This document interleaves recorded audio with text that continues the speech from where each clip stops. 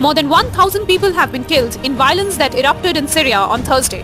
So what's happening in Syria now? Syrian security forces under the new Syrian government are fighting pro-Assad fighters in the coastal provinces of Latakia and Tartus. Clashes reportedly began when the security forces launched an operation to root out pro-Assad fighters responsible for heinous crimes under Assad. In response, groups linked to Assad-era commander Suhail al-Hassan attacked security patrols and checkpoints. Violence further erupted when security forces attempted to arrest an arms trader in Bet Anna, hometown of Suhail al-Hassan, and were blocked by locals. These regions of Latakia and Tartus are a heartland for Alawite minority to which the al-Assad family belonged. Syria's interim government has described these attacks as premeditated and well-planned. They have responded with military reinforcements, airstrikes, and curfew.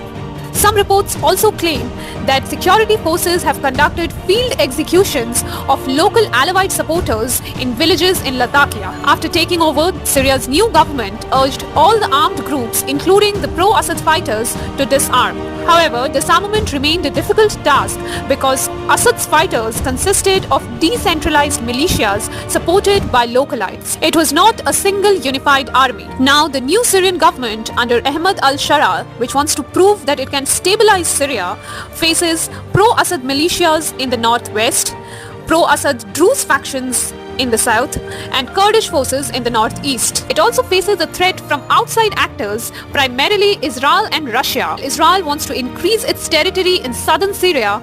Russia wants to retain its military bases inside Syria. Crowds in Damascus, Aleppo, Homs and Idlib have come out in support of the new Syrian government, while Latakia, Tartus and some regions of Homs supports the pro-Assad fighters. Peace is still far from Syria, and it remains to be seen whether these clashes will break out in a full-scale war in Syria.